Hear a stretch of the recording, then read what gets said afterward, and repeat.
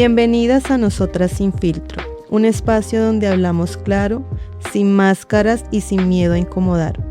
Aquí nos permitimos ser, cuestionar, reír, sentir y decir en voz alta lo que muchas veces se queda en silencio. Este es un lugar para escucharnos, para reconocernos y conectar desde lo real, desde lo humano, desde lo que somos. Así que ponte cómoda, suelta el filtro y acompáñanos en esta conversación que empieza ahora. Capítulo 5. Caos en la anatomía del cambio. Bienvenidos a un episodio más. Este es un espacio para conversar sin perjuicios, para aprender y para comprender esos temas que muchas veces nos desafían como padres, madres, cuidadores, docentes y profesionales. Hoy hablaremos de una etapa que puede sentirse como una montaña rusa de emociones, cambios y preguntas. Hemos titulado nuestro episodio Caos de la anatomía del cambio, porque detrás de cada discusión, de cada silencio, de cada cambio de humor o de cada decisión impulsiva, hay un cerebro que está creciendo, una identidad que se está construyendo y un ser humano que busca entender quién es y cuál es su lugar en este mundo. Bueno, gracias Jane, bienvenido Dani, es un placer tenerte acá en Nosotras Sin Filtro. Entonces, ¿quién eres tú? Contémosle un poquito a quienes nos escuchan, ¿quién eres tú? Bueno, primero que todo, buenas tardes o días para el que esté escuchando el podcast, o buenas madrugadas si nos van a escuchar de seguro en el exterior en algún momento, cualquiera de los que accede a esta información. Mi nombre es Daniel Jiménez, soy profesional en psicología, egresado de la Universidad Santo Tomás. Tengo una especialización en psicología jurídica en la Universidad Santo Tomás y ya llevo cerca de 20 años de experiencia, aunque en el CIGEP dirían que son 17, pero ya es una experiencia que he tenido en entidades públicas. No sé si quieres que las describa de pronto. Sí, cuéntanos. Ok, yo estuve trabajando primero en comisarías de familia, en Gachancipá, en Chía. Después de eso pasé a trabajar haciendo PIC, el PIC de salud mental de Facatativá. He trabajado con la Gobernación de Cundinamarca en programas de víctimas, en desarrollo social en juventudes, en lo social y la familia, en valoraciones de apoyo. Fui psicólogo de la Clínica Santa Ana durante 14, 15 años, si mal no recuerdo, haciendo toda la consulta externa.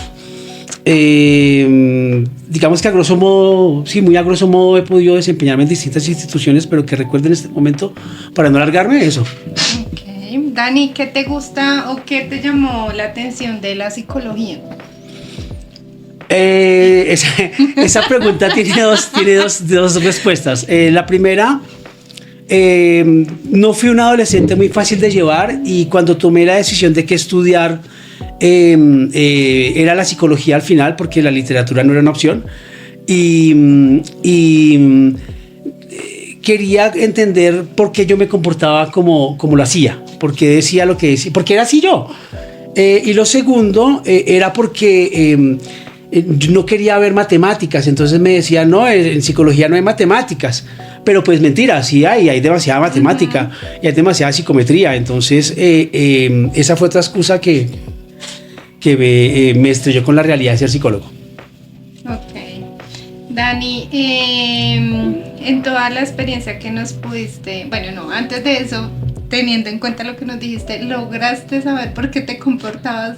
No, pero tengo respuesta. Sí. Digamos que lo que he podido entender sobre el comportamiento humano es que cuando uno está llegando al punto de morir, es cuando aprende a hacer el balance de la sabiduría de la vida y si bien no está buscando la razón de por qué estar acá, sí por lo menos el motivo de si valió la pena. Entonces siento que al final todo lo que he trabajado y todo lo que estoy viviendo me tendrá que llevar en algún momento, anhelo, hacia algún buen puerto con esa sabiduría de la profesión. Dani, de acuerdo a lo que nos acabas de decir con la experiencia que tienes, ahora sí entremos en materia, ¿qué crees que es lo más importante que debemos tener en cuenta como sociedad, comunidad, padres, para entender a los adolescentes y jóvenes? Bueno, voy a tomar unas palabras del Indio Solari y los redonditos de ricota. Yo no veo que yo tenga algo que decirle a los jóvenes, porque ya estoy muy viejo. Sí, ya voy a cumplir 50 y si bien después de los 50 todavía sigo teniendo una adultez, no sabría qué decirles en una sociedad como la nuestra. Lo que yo esperaría más bien es que hay que escucharlos, porque de seguro ellos deben tener muchas respuestas sobre cómo va el mundo y sobre qué necesidades tienen mucho más ellos en este siglo XXI. Lo que yo he visto es que hay un abismo gigante generacional para poder entender lo que pasa con los jóvenes y poder asumir cómo manejar a los jóvenes. Okay.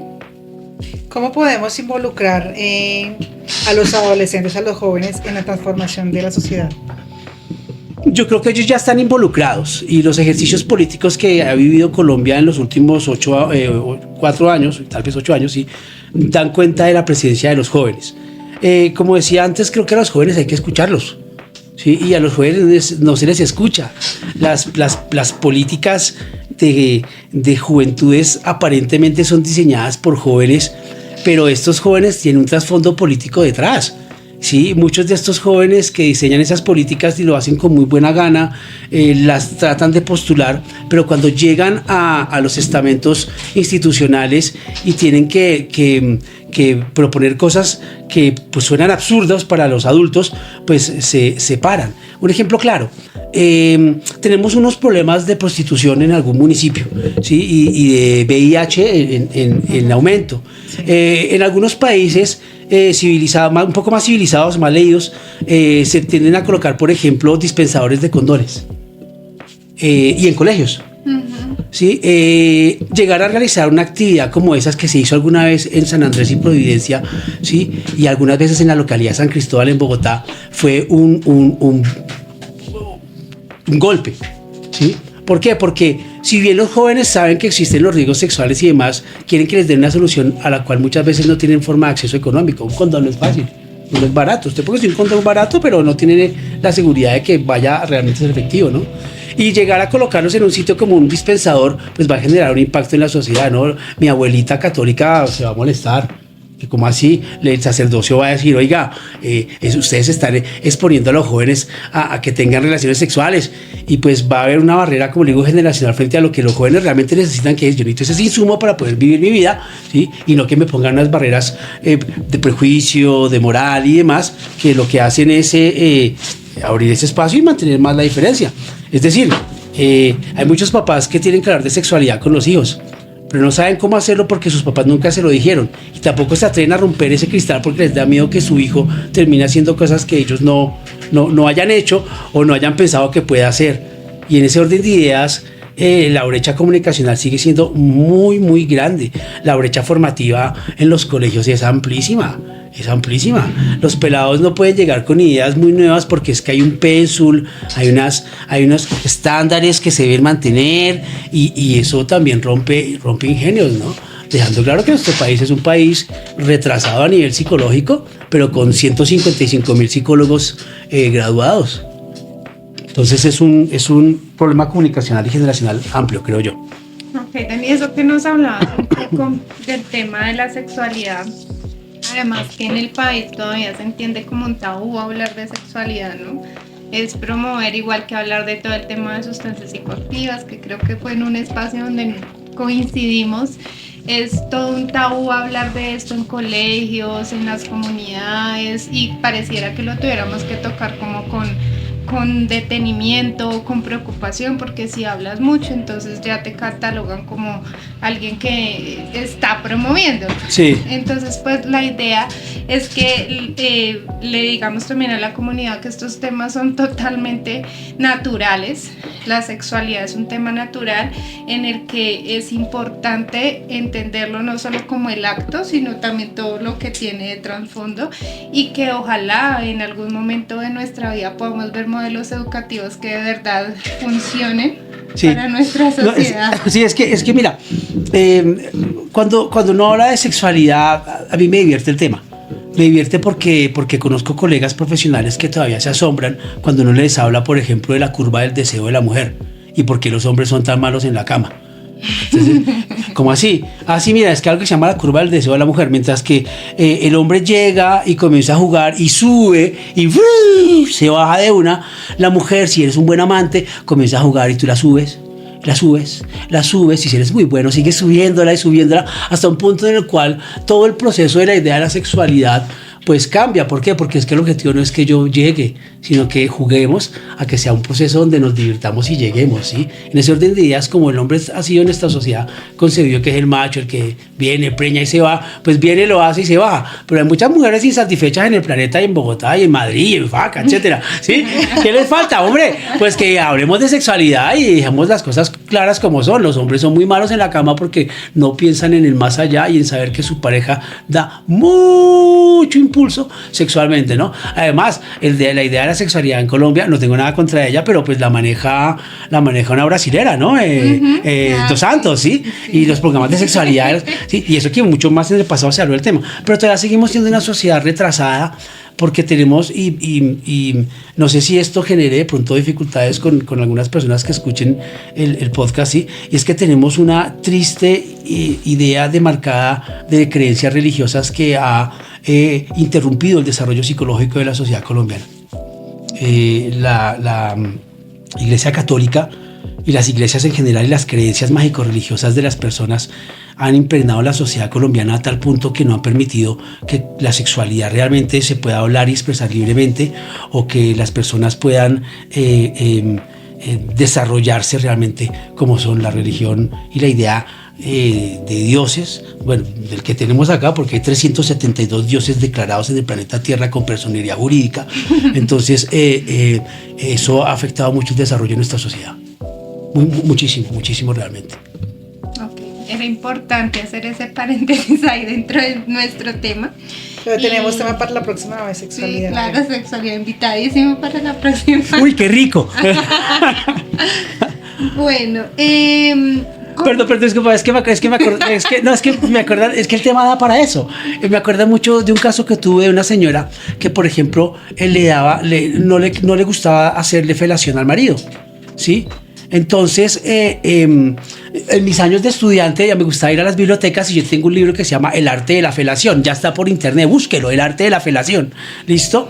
Y en ese proceso terapéutico, cuando arranqué con ella, lo que yo notaba era una prejuiciación de la religión sobre lo que significaba la felación. Casi que comerse un helado, un cono, para ella era un pecado, ¿sí? Entonces el proceso fue muy bonito, sobre todo para el marido al final, porque a través de la desmitificación de la idea mágico-religiosa de la sexualidad y del sexo oral, del empleo de un libro que te ubica sobre la biología, la relación sexual y lo que significa la felación, y que las especies lo hacen, etcétera, ¿sí? Ella aprendió a darse cuenta cómo la religión realmente afecta su sexualidad, ¿sí? Y más en la mujer que en el hombre, claro. ¿sí? Y en nuestra sociedad todavía más, ¿no? Las mujeres son, todavía para la casa, para la cama, y aquella que sea independiente es porque es feminazi, etcétera. No, hay algunas feminazis, no lo puede negar, pero es un peligro que todavía tenemos marcado, ¿no? Es más, mucho más ahora con la condición política que vamos a comenzar a asumir, donde de nuevo los procesos religiosos y demás van a tener una marca, yo diría que peligrosa. Pienso que es más fácil ser homosexual en Colombia que ser ateo. Sí. Y eso te lo digo teniendo claro que he trabajado en entidades donde haber dicho que es ateo me cerró las puertas. Uh-huh. Ay, es como, bueno, voy a hacer ahí vamos a hacer un paréntesis grande.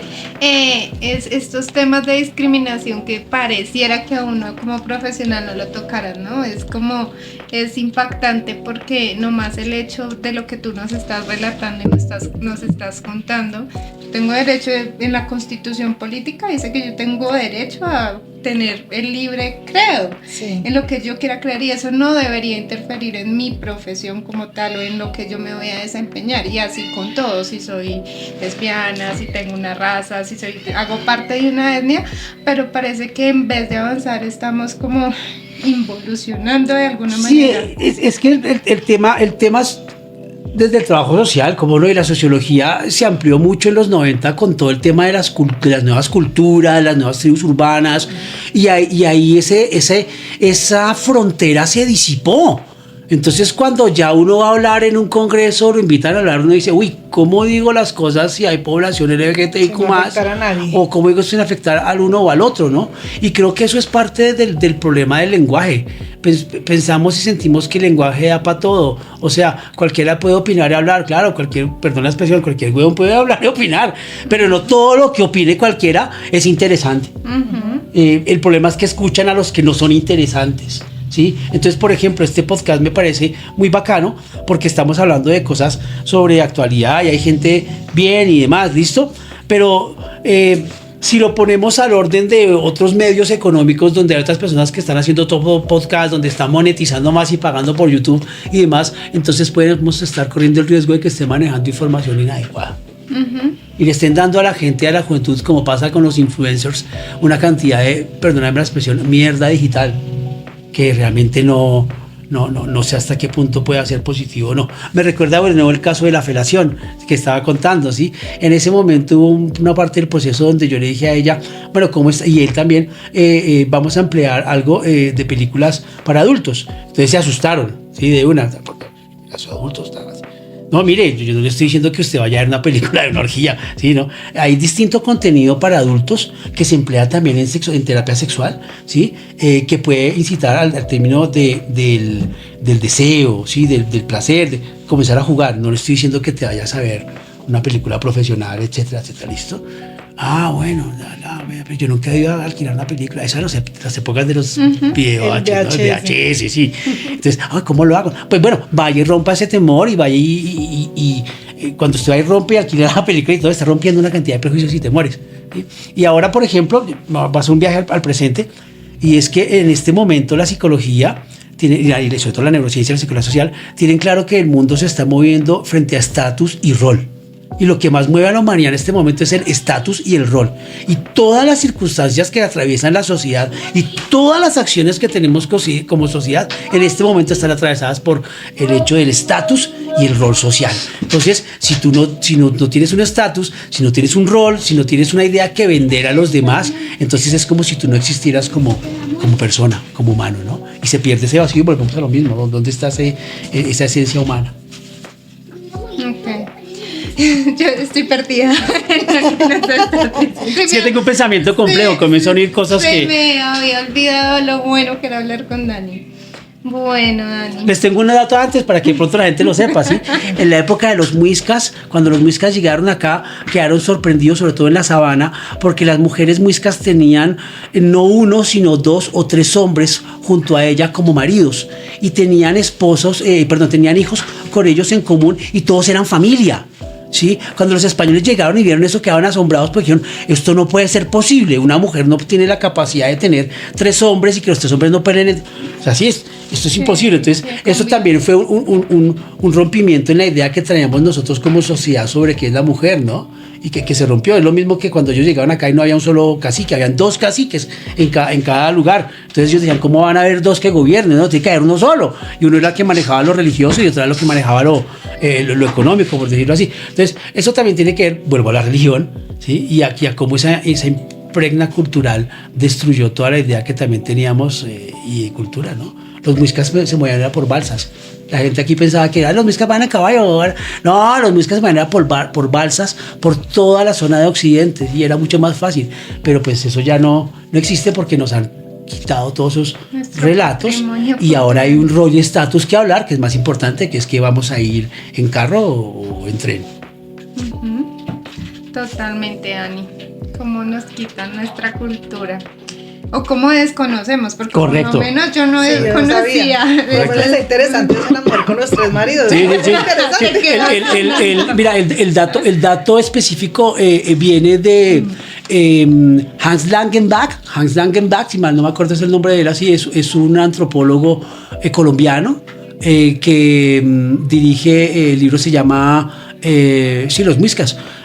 Salió hace como 1 año, 2 años, y esto a raíz de los descubrimientos que hicieron en Usme, que cambiaron toda la historia de los muiscas, que en este momento lo más claro que dicen ellos es que todo lo que sabemos de los muiscas es mentira, completamente mentira, como datos como esos que les digo, habían 2 caciques o las mujeres podían tener varios hombres a la vez. Nadie peleaba, ¿no? Nadie peleaba. Eso no.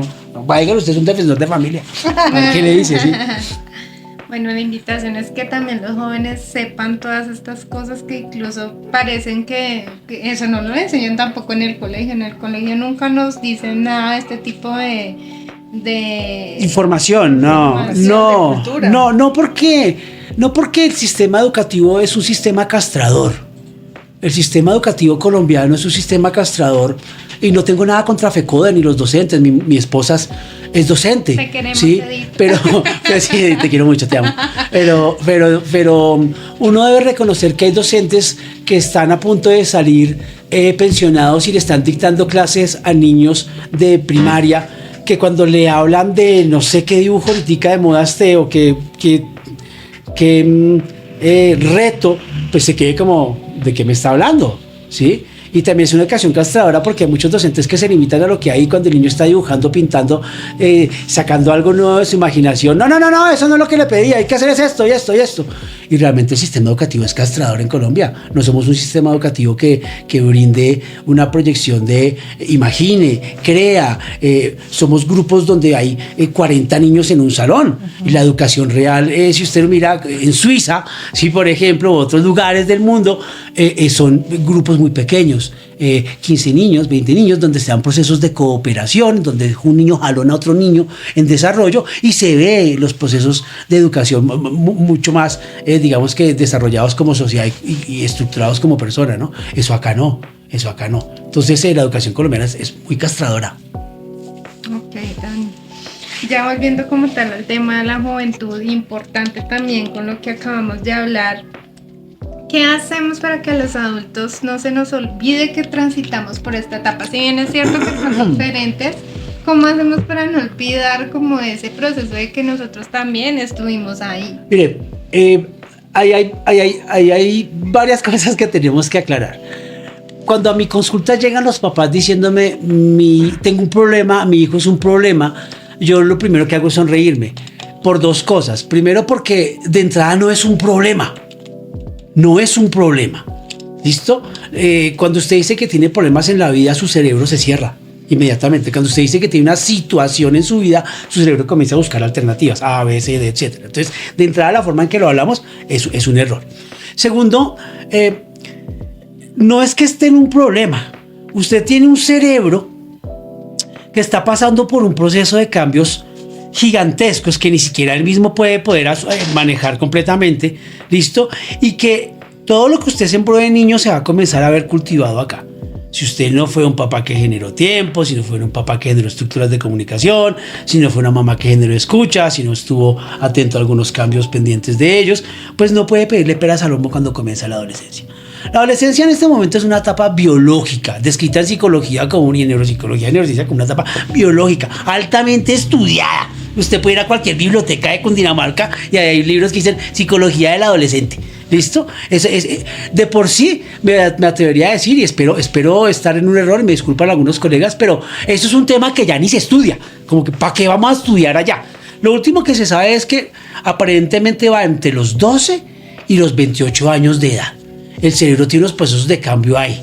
Depende de cómo venga socialmente alrededor, que se activen o no unas cosas, ahí la genética o socialmente donde esté, etc.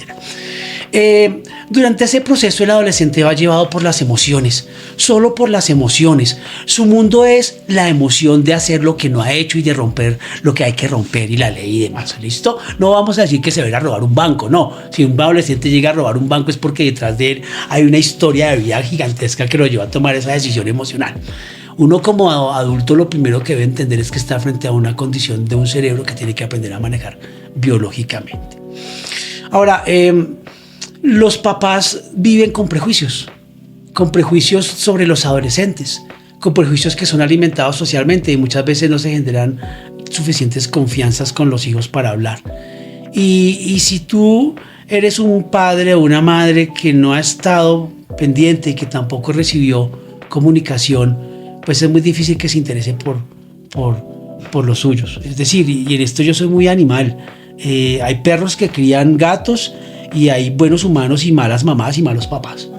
Y en eso yo no puedo escudarme en el hecho de que todo el mundo es bueno o que Dios proveerá o esas cosas. No, hay mucho malparido en Colombia. Y cuando hablo de malparido, y retomo aquí a Rubén Ardila, de Psicología del Hombre Colombiano, donde la palabra malparido viene del latín mal pater, mal padre. Listo, y eso hace referencia a la escasa presencia de figuras paternas en la sociedad colombiana desde los años 40, 50. Eso ha llevado a que tengamos un montón de sociedades de malparidos, de hijos que no tienen presencia de papás, de hombres que no han ejercido la figura realmente como hombre, y más que como hombre no es enseñarle a llevarlo al prostíbulo, no, más como hombre es enseñarle a formar un ciudadano dentro de una sociedad que se está construyendo. Y ese tipo de figura no existe casi que desde los años 40, y ahora mucho menos, con los hogares destruidos. Ahora, cuando usted va a un salón de clases, usted lo primero que pregunta es ¿cuántos papás de los niños que están acá están separados? ¡Ah! Levanta la mano. Entonces uno se asombra, ¿cuántos niños viven con los papás todavía juntos? 2 o 3. Nosotros, wow, listo, porque eso tiene un impacto muy duro. Yo siempre he creído, hay gente que me dice que estoy equivocado, pero yo siempre he creído que ser hijo de padres separados ya es un 50% de problemas en la vida, si no se supo manejar como padres. Que los papás también se separan y no prestan atención. Y eso lleva entonces al tema de adolescencia. Yo tengo mi papá, mi mamá, ellos se separan, no me explican lo que pasó, no fueron al psicólogo adecuado, el ICBF no hace esa tarea, esa se la manda a la EPS está muy ocupada para hacerlo y no hay plata para un psicólogo particular. Y eso hay unas guías que se consiguen fácilmente en la internet. Y eso conlleva a un adolescente con unas emociones muy fluctuantes, muy aceleradas, muy confusas, que lo lleva a tomar decisiones inadecuadas. Y si encuentra un grupo de una red donde sí lo escuchen, pero es una red negativa, pues va a encontrar dónde desfogar. Y ya cuando se dé cuenta de lo mal que haya hecho o de las consecuencias de lo que haya pasado, no habrá tiempo de hacer cambios, ¿no? En el sistema penal acusatorio, en Soacha, cuando yo estaba, por ejemplo, en el sistema de responsabilidad penal, uno veía esas historias y uno veía pelados que por más de que uno quisiera hacer cosas, no les interesaba, porque ellos eran sinceros en decirle a uno, no, es que no hay futuro. Y cuando uno, 10 años después, uno regresa a Soacha y uno mira o a Faca o a Madrid, independientemente de los procesos políticos que se lleven y de las buenas intenciones, pues no hay futuro.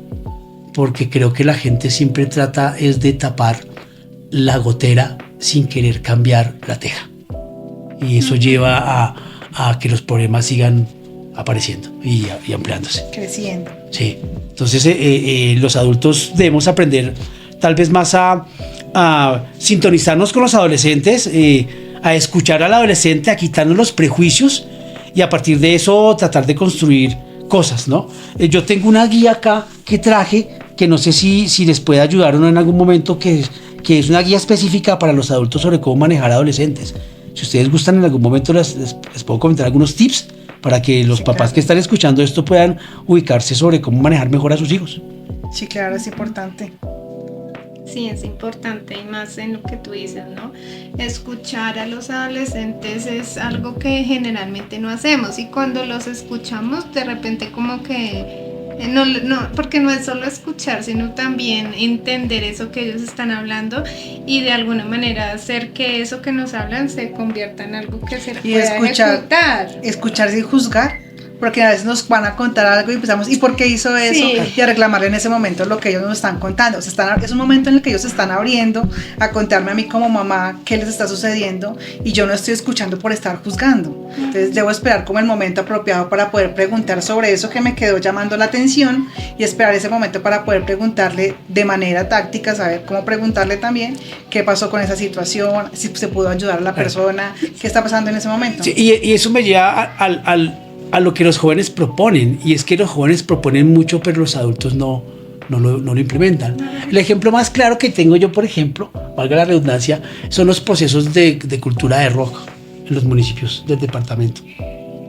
Entonces se llaman a los jóvenes y les dicen, venga, hagan ahí una mesa ahí y organizan ahí qué es lo que quieren hacer y tráigame el proyecto, porque se lo traen a la persona que está encargada, que no tiene ni idea de lo que es el rock, ni escuchar rock, ni nada, ¿sí? No saben ni cómo se toca una guitarra, pero pues hay que hacer el programa, ¿sí? Y el tipo llega y lo lee y habla con los asesores y no, eso sale mucha plata y yo acabo de traer ese grupo de no, mire, este es el plan que vamos a hacer, esto es lo que adquirimos, esto es lo que hacemos, cuesta tanto, este es el artista, punto. Díganle a los pelados qué es eso. Entonces con eso voy a que a los jóvenes los manosean como a las poblaciones sociales de Colombia, ¿sí? No importa si es de izquierda o derecha, todos las manosean y a los jóvenes más. En ese ejemplo que doy, entonces a los jóvenes los manosean porque los llaman, les dicen opinen ahí lo que quieran, propongan, pero su propuesta realmente es que aquí como para la foto y para decir que sí lo hicimos, porque mire, aquí ya tengo el programa montado, aquí está el que va a llegar a cantar y este es el concierto. Y les gustó bien, si no, pues también. ¿Sí? Entonces, por ejemplo, yo hablaba con una persona de cultura de un municipio por aquí cerca de la Sabana, y entonces le dije, mire, tengo una propuesta sobre unos poetas que se han suicidado en Faca, pero pues, ay, mi madre, lo dije. Y entonces, es importante que les hagamos un homenaje, ¿no? Entonces me dijeron, sí. Pero entonces, pues ya hablamos, ya te llamamos. Sí, pues todavía no han llamado. Pero entonces yo le dije una cosa, le dije, mira, a mí me parece importante, por ejemplo, que si hacemos esto se haga con el respeto de que es una persona que ha muerto, ¿no? No es que venga aquí el alcalde a leer poesía. Porque que yo sepa, el alcalde no tiene ni idea de poesía. Sí, desde el que yo conozco donde yo nunca. Sí, entonces, hacen unos procesos, invitan a los pelados, los manosean, ¿sí? Y después de eso salen tomándose la foto y leyendo la poesía cuando no han tenido ni siquiera idea de lo que están hablando. Con esto voy a que tenemos unos líderes que no tienen idea de lo que pasa con los jóvenes, pero también tenemos unos jóvenes que quieren hacer cosas pero que no se autoorganizan y no saben organizarse. Y si los jóvenes realmente se organizaran en este país como fuerza política que son, podrían realmente tomar decisiones como hicieron hace 4 años, que lo hicieron, porque son los jóvenes que han tomado decisiones, y podrían tomar el rumbo del país, como decía Jaime Garzón. Mientras que los jóvenes no se organicen y nos saquen también a los jóvenes ratas que hay, porque hay jóvenes ratas ahí metidos también, que es que yo soy el concejalito de los jóvenes, es que yo soy el representantito de Joven, pero a mí no me toca a nadie, pero tengo una L grandísima, entonces no, la cosa no es así. Los jóvenes necesitan independizarse y los jóvenes necesitan tener también educación y sentarse ellos a leer, ir a apropiarse de las bibliotecas, ir a apropiarse de los espacios públicos, ir a apropiarse de las paredes, de los murales, porque son para ellos. Y si seguimos así, lo más seguro es que mientras que no dejen hablar a los jóvenes, volverá a pasar otra explosión social, como la que vimos hace unos años. Importante todo eso que nos dices, de verdad, Dani, porque nosotras podemos decir, y como lo hablamos en otro capítulo, el leer influye mucho, ¿sí? Y es algo que no se está generando tampoco desde ningún incentivo, empezando desde casa, ¿sí? Ni desde el estudio, ni desde ningún lugar, y esto es importante que los adolescentes y jóvenes o papás que nos estén escuchando lo entiendan. Cuando tú coges un libro y lees, independientemente de que lo empieces a leer, si te gusta o no, pues ya vas a empezar a ver otras cosas que quizás tú no conocías, como nos acaba de pasar a nosotras dos. Mira, yo le voy a contar un ejemplo de esos en un caso también. Cuando los papás llegan a la consulta del psicólogo, siempre van diciéndole a uno deme soluciones. ¿Qué puedo hacer? Sí, yo en mi profesión aprendí que yo andaba con una maleta que decía guías. Entonces, guía para hiperactividad, guía para esto, ¿sí? Porque la gente no quiere que se la terapien, porque Colombia no es un país de terapia, y que la terapia no sirve a menos de que tengas plata de la 106 para el norte, que pagan 800.000 por un psiquiatra o más, porque los estafen, ¿sí? En ese orden de ideas, me perdí con toda la información. Llegó una... Sí, ya la señora, la información, la adolescencia. Entonces ella me decía todo el problema con el hijo, que tenía una condición de consumo. Entonces ella me decía, no, Dios proveerá. Entonces en cada consulta Dios proveerá. Entonces yo le daba una información, mira, el chico está consumiendo tetrahidrocannabinol, la marihuana es esto, ubíquese sobre esto, listo. O sea, no, Dios proveerá. Él este fin de semana no salió a consumir. Bueno, y ahorita jueves, ¿dónde está? No, ya lleva 2 días por fuera. Ok, pero entonces si lo vas a buscar algo, no, Dios proveerá. Ok, Dios proveerá. Llegó un punto en el que yo le daba tanta información que ella comenzó como a becarse sobre, venga, mi hijo está enfermo. Sí, señora, el consumo es una condición de enfermedad. Hasta que él no reconozca que esté enfermo, como en Alcohólicos Anónimos, se pare del paso y diga, hey, yo soy un consumidor, estoy enfermo porque no puedo controlarlo, no va a pasar nada. Listo. Entonces él está enfermo, es un problema del cerebro, claro, la condición en la que está, los amigos, etcétera, bueno, ya el proceso, el rollo, ya otras cosas familiares. Al final yo le decía, señora, Dios proveerá. Y me dijo, no, era una información. Le dije, bueno, aunque después me dijo una cosa, Dios proveerá, no, Dios lo proveyó a usted, me dijo. Se le dije, bueno, si usted quiere pensar en ese pensamiento mágico religioso, listo, es válido. Pero señora, dése cuenta que usted lo que necesitaba era información para ubicarse sobre dónde está, qué está y qué condición tiene la persona. Eso pasa en todos los casos. Usted va al psiquiatra, el psiquiatra le dice, usted tiene Parkinson, usted tiene Alzheimer, usted tiene depresión. ¿Y eso cómo se maneja? Tómese estas pastillas. No, venga, deme una guía de qué es lo que yo tengo específicamente. Y la gente no lo hace. La gente cuando se enferma quiere que le den una pastilla mágica, pero la gente no quiere poner de su parte. Sí, la gente no quiere poner de su parte tampoco. Hay gente que, mire, es que tiene que sentar. Yo he tenido personas que mi hijo es homosexual, ¿qué hago? Mire, de entrada tiene que sentarse a leer esta guía que le dice que no es su culpa. Y segundo, que no es un castigo divino. Listo, y tercero, que es una decisión de vida. Ahí pasan otras cosas, ¿no? No ha tocado el cielo con el hecho de que haya dicho que salió del closet. ¿Listo? Claro, me ubiqué, claro, no, mi vecina tenía razón, no era un castigo divino, no, sí, claro, pero el cura me había dicho que mi hijo, ni Dios me lo había castigado, me lo había, etcétera. Entonces, toda esa falsa información que hay manejada con las ideas mágico-religiosas que tenemos han generado un vacío gigante de ignorancia sobre cómo manejar un adolescente y cómo ayudar realmente a los adolescentes en Colombia. Y es por eso mismo que ellos se muestran en esta etapa de la vida tan desafiantes, por falta de entendimiento. Yo pensaría que el desafío es parte de su cerebro. A ver, yo leí en algún lado que lo último que se había descubierto en comparar el cerebro de un adolescente era compararlo con el cerebro de un sapiens.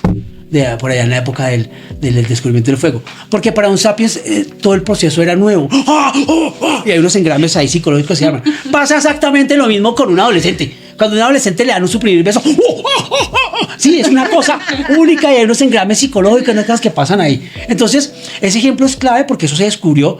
Y entonces llegar a decir que el cerebro de un adolescente se llega a significar emocionalmente, estoy diciendo en términos generales, ¿no? Un neuropsicólogo aquí me patearía, ¿sí?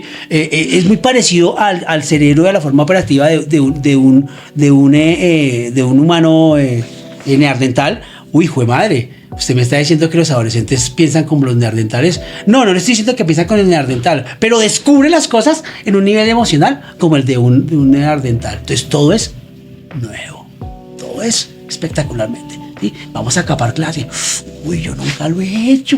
Uy, qué emoción. Uy, Camilo, nos vamos de pinta con unas vías. Uy, y su mamá sabe. No, que dice mi mamá que no sepa, qué rico. ¿Sí? Cuando ya pasa algo grave y toda esa emoción que se ha segregado se ha, entre comillas, controlado, y voy a decir algo grave, atropellaron a alguien, no está muerto, pero atropellaron a alguien en ese carro, ¿sí? Ya cuando la mamá llega, la mamá no llega ni a abrazar, ni a indagar, ni a reflexionar, la mamá llega a vaciar. ¿Qué pasó? Y ahí hay un error grave.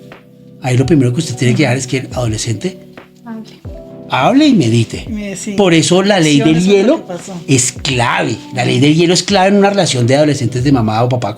¿Por qué? Porque si a mí no me dicen nada y yo le pegué al carro, segundo día nada, tercer día, ahí está su almuerzo, pero vamos a comer todos en familia. No, pues como usted sabe, esto, ¿sí? Eso genera daño. Ay, estoy pensando, estoy reflexionando, estoy meditando. Eso se llama madurez. Los hombres se demoran más en madurar que las mujeres maduran más rápido que los hombres por los procesos cerebrales que hacen. Eso es importante dejarlo claro en este momento. Los hombres son más inmaduros emocionalmente. Las mujeres maduran más rápido para asumir las emociones y lo que ocurre. Por eso las próximas misiones espaciales que tenga la NASA están buscando tener mujeres que sean las capitanas, porque pueden tomar decisiones más rápido y más seguros sin importar las consecuencias, mientras que los hombres se quedan llorando pensando, ¿qué consecuencias va a tener esto que hice? Pueden revisarlo en las páginas y las revistas de la NASA, de las nuevas personas que estamos buscando, que son solo mujeres. Ok, Dani, retomando un poquito los tips que nos ibas a dar. Sí, verdad, los tips. ¿Qué tips les darías a los padres y en general a la sociedad para lograr como tener ese engranaje? Bueno, primero que todo, por favor, tengan en cuenta que este tema de los jóvenes ya ha sido muy estudiado en psicología. Usted puede buscarlo en cualquier sitio. Esta información que le voy a dar es una información general que entrego con los pacientes, y si usted quiere, con mucho gusto aquí en este podcast puede buscarnos y con mucho gusto le mandamos la información y se la damos, porque la información está ahí para todo el mundo. Lo primero, su hijo o su hija ya no es un niño o una niña. Hay papás que tratan todavía mi cosita, mi bebecillo, mi niñito. No, ya no. Listo, dígale por su nombre. De aquí en adelante le está consolidando quién es como ser humano. En esa orden de ideas, llámelo por su nombre para que él se vea que está creciendo y está asumiendo un rol. Recuerde que en la adolescencia se va consolidando la personalidad. ¿Quién es? ¿Qué soy? ¿Para dónde voy? Hoy le gusta el chocolate, mañana no. Eso es normal. No se desespere. Tiene que ser así para que él sepa qué le gusta y qué no le gusta del mundo. Por eso le digo, las mujeres maduran más rápido que los hombres. Los hombres se demoran mucho y hay hombres que no maduran. Tercero, no luche con su hija o su hijo adolescente. Si usted escuchó bien, tiene que permitir un proceso de reflexión. No pelee con ellos, eso no va a llevar a ningún puerto. Mejor guarde algo de silencio, implemente la sabiduría que le ha dado la biología como mamá o papá y trate de emplear la ley del hielo, que es mejor. Acepte el desasosiego y el descontento.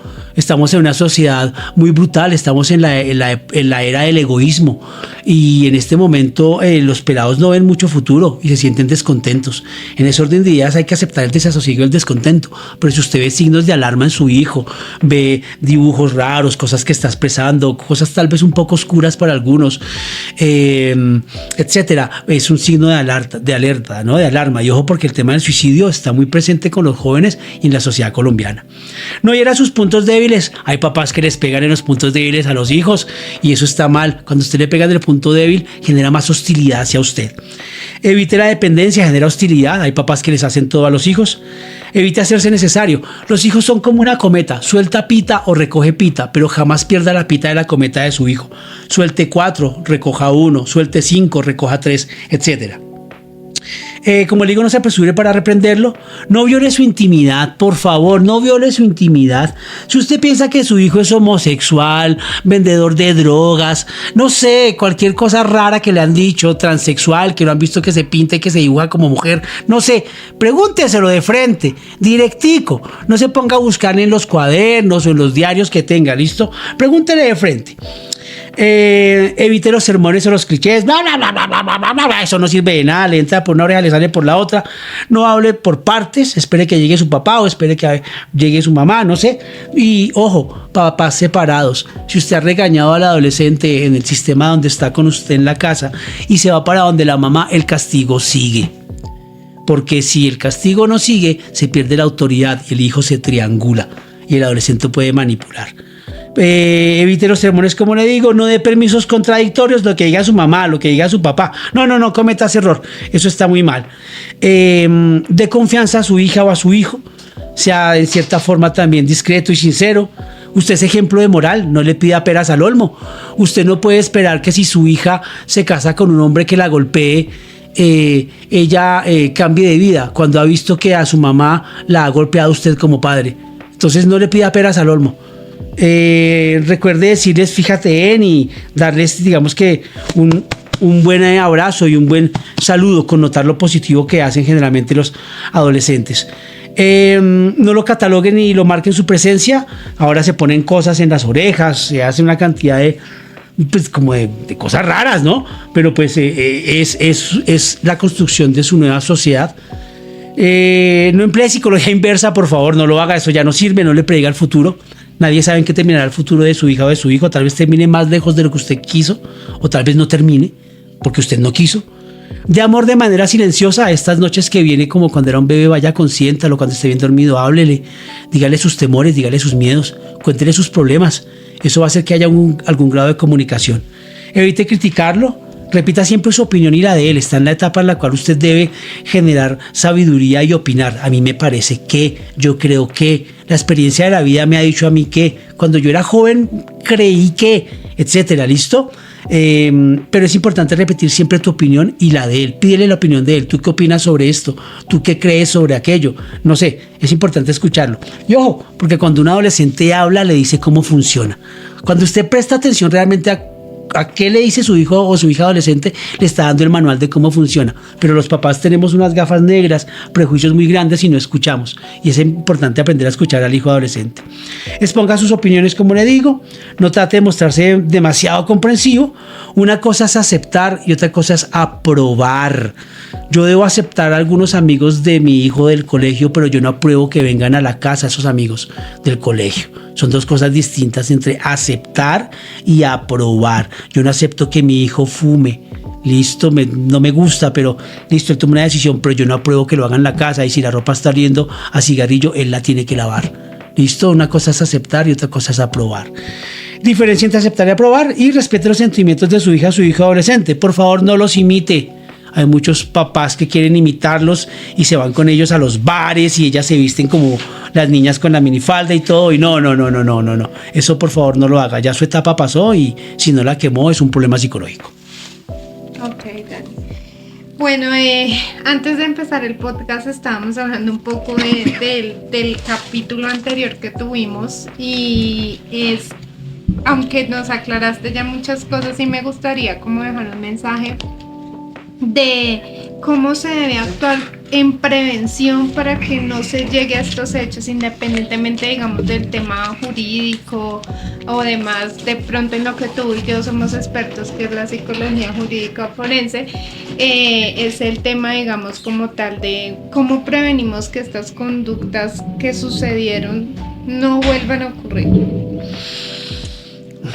Pues sin creer que somos dioses, ¿no? Porque no lo somos. No, mira, yo creo que estamos en un momento muy, muy raro frente a la forma en la cual se están asimilando los hechos de sangre que pasan en el planeta.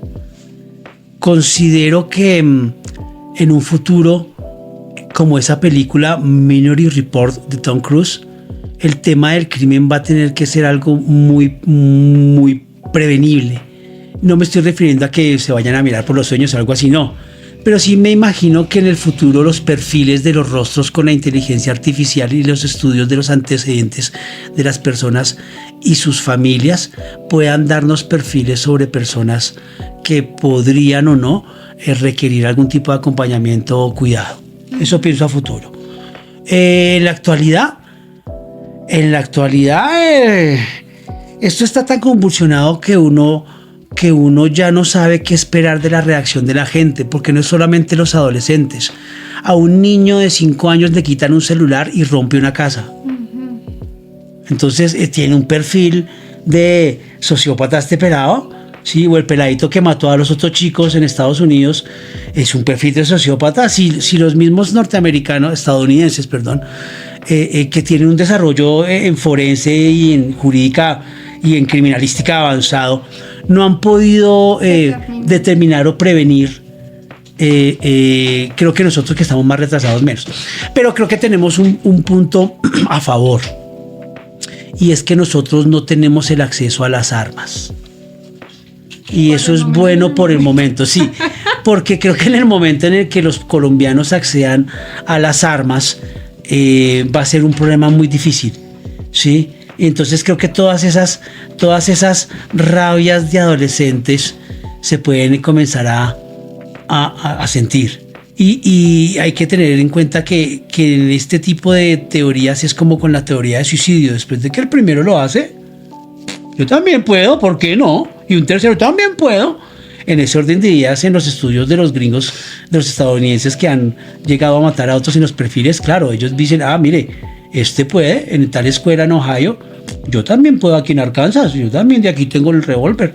Entonces aquí en Colombia es una preocupación, porque aquí los jóvenes matan, pero con cuchillo o con puñaleta comprada en la plaza de mercado a 5.000, y la policía no va a hacerle recogida a esas armas porque es el trabajo del otro señor, ¿no? Y entonces aquí el arma es distinta, pero el uso de violencia creo que va por igual. ¿Cómo prevenir? Mira, yo creo que para prevenir todo, absolutamente todo, deben hacerse con los ejercicios de trabajo con los menores de edad, con los niños de 0 a 5 años. Absolutamente todo lo que se puede hacer. Hubo un gobierno, a mí me parece un buen gobierno, que fue el de Santos. Y el gobierno de Juan Manuel Santos le apostó a 0 a 5. Y en ese ejercicio de 0 a 5 se ven realmente los resultados a futuro con los niños. La gente quiere cambio para mañana, ¿sí? Y ese cambio no se va a dar hasta que no todos trabajemos los mismos planes de colegios privados, públicos, etcétera, con los más pequeñitos. Si logramos tener una generación o 5 generaciones de 0 a 5 años que tengan eso implementado en sus cabezas, podemos tener un cambio. Si no, con un chip lo van a hacer en el futuro. Porque el futuro es una cosa, no sé si peligrosa. Gustavo Cerati decía que el futuro es bueno, pero se demoró en decir que era bueno. Entonces, eso me parece a mí que es una forma de prevención, lo tecnológico, de 0 a 5, y en el futuro los chips. Eso va a ser así, un chip en la cabeza y ahí funciona. Listo, entonces... Un mensaje para la comunidad. Sí, un mensaje para la comunidad. Mire, yo creo que el mensaje más claro que yo le puedo decir a la gente son 3 cosas. Primero, lean. Ya nos lo dieron varias veces. Lean porque la respuesta a todas las preguntas de la humanidad están en los libros. La Biblia es un libro también, entonces no te preocupes, listo, hay respuestas y no te voy a sacar de ahí. Lo segundo, necesitamos darle al mundo, en cierta forma, amor. Yo no soy el tipo más amoroso del mundo, ¿sí? Pero sí tratar de ser buenos. Quizás no de la manera efectiva, pero sí eres tratar de ser muy buenos. buen amigo. Tratar de ser buenos. Y cuando digo de tratar de ser buenos es saber que el otro vale, el otro importa por algo. Así a mí no me agrade tener algo positivo en su vida. Y lo tercero, un mensaje para la comunidad. Pues ahí sale mi parte pesimista, ¿sí? Si usted no le colabora a los demás, por lo menos colabórese a usted mismo en tratar de ser una buena persona y tratar de ser mejor ser humano en el planeta. Usted no vive solo, habita con millones de especies más en este planeta, y la hormiga y la mosca que va a matar, tenga cuidado porque tiene alguna función con el planeta. Y si no me hace caso, pues no se preocupe. Cuando esto explote y se acabe, pues ya no importará. ¿Sí? Sí. Bueno, una última cosa. Sí, y esto ya es un mensaje muy personal, y espero que no genere, y si genera comentarios, pues mejor, porque para eso son los podcasts. Tengan cuidado con las creencias. Tengan cuidado con las creencias. Las personas muchas veces se aprovechan cuando usted está emocionalmente débil, y con la creencia se le meten a su mundo mental y pueden acabar con su propia vida. Entonces tengan cuidado con eso. No le estoy diciendo que no crea, no, hay 372 dioses, como digo, para que escoja el que más se sienta cómodo, pero tenga mucho cuidado con eso. Para ser bueno, usted no necesita a Dios. Dani, antes de concluir, ¿dónde te pueden encontrar o dónde se puede comunicar la gente contigo si llegara a necesitarte o si estuviera? Bueno, me da pena decirlo. Antes de eso va a ser la aclaración profesional. Mire, hay 155,000 psicólogos en Colombia en este momento. Hay índice de subempleo de psicología. Es decir, que usted no puede decir que no hay un psicólogo cerca a usted o que le pueda ayudar, porque seguro el taxista es psicólogo, pero no le han dado trabajo. Entonces, en ese orden de ideas, pida ayuda cuando la necesite y no se calle lo que le está pasando, porque mentalmente eso es negativo. Cuando su mente y su conciencia le dice cosas, escúchela. Pero si le está diciendo que se mate, es peligroso. Pero escuche su conciencia, escuche su mente, porque su mente le dice muchas cosas que usted a veces evita decir y son realmente como un desestrés mental. ¿Listo? La gente piensa que es consciente de las cosas y eso es mentira. La conciencia de por sí no existe. La conciencia es un continuo, es como un punto de luz que va, y usted va ahí, soy consciente de las cosas, sí, soy consciente de las cosas. Cuando lo pellizcan, ¡ay, me pellizcaron! En ese momento usted es realmente consciente. Reacciona. Ahí, ¡ay, sí! Pero el resto de tiempo en el mundo usted va ahí llevado. Entonces, ¿para dónde va Vicente? Va la gente. Correcto. ¿Qué era la otra parte? ¿Dónde te pueden? Sí, ¿dónde me pueden encontrar? Cuando hay 155,000 psicólogos, no importa si no me consiguen. Mire, usted me puede encontrar a mí en el 310-264-6358. Hay una página que psicólogos atención psicológica, que en algún momento tenemos con Lisset, que hacemos todos los casos de atención psicojurídica, casos de abuso sexual que han sido mal valorados, valoraciones psicológicas que no le convencieron y que le quitaron el niño o la niña, peritajes frente a familia, peritajes frente a condiciones de consumo de sustancias, situaciones legales, lo que quiera, lo que necesite. Ahí va la otra parte que me decías. Tristemente en Colombia lo psicojurídico no es tenido en cuenta por los jueces. Los jueces todavía son muy clásicos o muy rezanderos, pero consideran que la psicología y la psicología científica no es todavía necesariamente escuchada en sus debates. Entonces, por ejemplo, yo le mandé a 1000 abogados, ¿sí?, el dossier del portafolio de lo que hace uno como psicólogo jurídico. Y está la hora en que uno me llamó y me dijo: venga, necesito que me ayude, pero necesito sacar a una persona que tengo por drogas en el Meta. Le pago 5 millones de pesos, pero necesito que me dé una certificación que usted lo atendió y ya para que salga libre. Entonces, a ese nivel estamos. Subempleo, utilización de los servicios de los psicólogos, y unos problemas de salud mental que yo creo que no demoran en desbordar en otro hecho social muy grave. Listo, Dani. Hoy confirmamos que la adolescencia es un problema. Hoy confirmamos que la adolescencia no es un problema que haya que resolver, sino una etapa que necesita ser comprendida. Una situación. Acompañar a un adolescente no significa tener todas las respuestas, significa estar presentes, escuchar antes de juzgar, poner límites con respeto, validar sus emociones, incluso en medio de conflictos que no están solos. Queremos agradecer a nuestro invitado por compartir su conocimiento y ayudarnos a mirar esta etapa desde una perspectiva más humana y empática. Y a ustedes, gracias por acompañarnos en este episodio. Si esta conversación les resultó útil, compártala con otros padres, madres, cuidadores, docentes o cualquier persona que conviva con adolescentes. Tal vez una conversación pueda convertirse en el primer paso para fortalecer un vínculo y transformar una historia. Muchas gracias. Este fue nuestro capítulo de hoy, que se llama Caos en la anatomía del cambio. Ni etiquetas ni perfecciones, solo nosotras hablando de lo que realmente importa. Estrenamos episodio en las plataformas de Spotify y YouTube. Todos los jueves en Nosotras Sin Filtro. Dale play y únete a la conversación. Te esperamos.